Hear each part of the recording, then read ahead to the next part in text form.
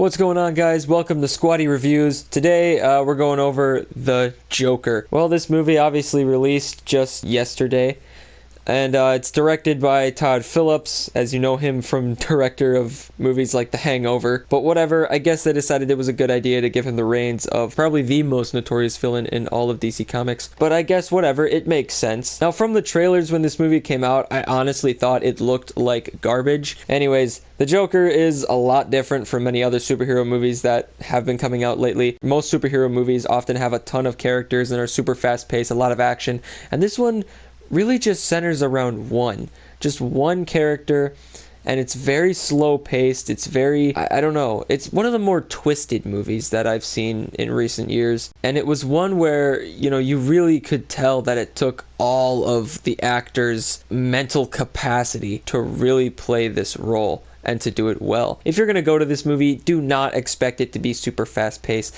It is not. It is very slow. If you're considering bringing your kids to this movie, then you're just a fucking dumbass. It is extremely bloody, gory, violent.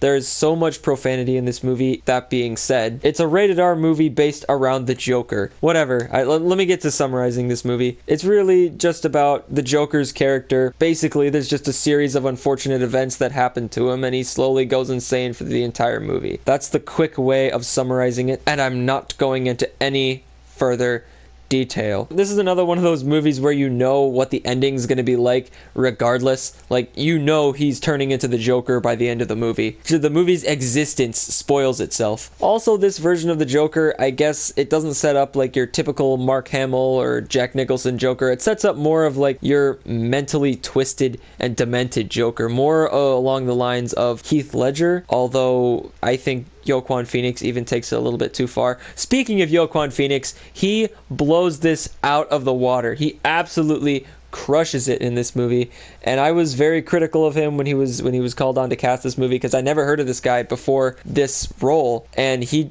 nailed it. He absolutely nailed it. So props to Joaquin Phoenix. Also props to Todd Phillips. I didn't think the Hangover director could turn the Joker into a really good movie, and a really different movie as well. So I gotta give props to those guys. They really outdid themselves. The writing for this movie I don't think is perfect, but it's still pretty solid. There are a couple, mistakes in there that I found, I guess. A couple things that might not make sense in the grand scheme of things, but overall the writing is nothing to complain about. It's not shit writing at all. It's fine. I think the visual style of this movie is also very, very well done. The cinematography and the camera work, all that stuff is just beautiful throughout the film. There's a lot of surprisingly good visuals in this movie, in spite them not using a whole lot of CGI. It's so different from all these other big budget superhero movies. It's honestly a little refreshing to see all like this new shit in a movie. This lets you know that DC is willing to break its formula, which it really did. DC over the last couple of years has been making a lot lighter movies. A few examples would be like Aquaman, Wonder Woman, Shazam.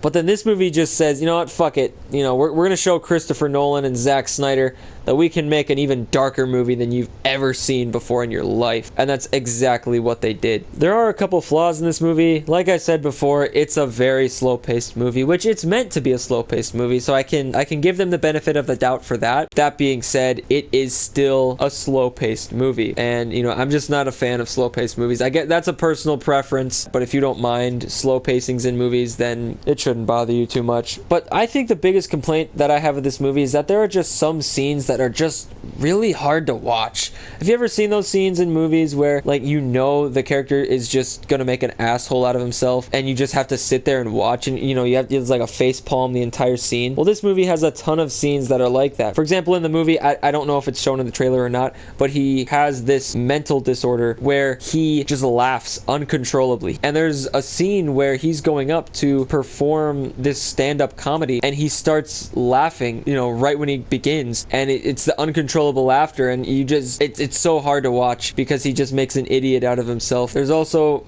writes jokes, but his jokes are terrible. If you think that any of his jokes are funny, well, you're retarded. But anyways, then he presents the jokes, and every single joke that he says, it's just pure cringe. Straight cringe. There's not a whole lot of scenes in the movie. I mean, there are movies where the entire thing is just a pure cringe. Probably I'd say 3 or 4 scenes in this movie that are like that, and that I think really takes a toll on this movie. It could have been, in my opinion, one of the best movies of the year, but you know, I think it's not going to fall to mediocrity, certainly because of how bizarre and just different this movie is. So yeah, overall, I rate my movies out of 10. I'm giving this one a 7.5. In the end, it's nothing super amazing, but it's still pretty good. I liked it. I liked the change of pace that this movie gave over, you know, your typical superhero movies. This movie is not fast paced, it is not action packed, but it's a character study. It's slower, it's, you know, develops one character so much. It's a very well developed character, and he's actually a likable character, which is odd. The directing is really good, the writing is nothing to complain about. Again, it's just the few cringeworthy scenes that they have in this movie that I guess they are necessary for the plot, yes, but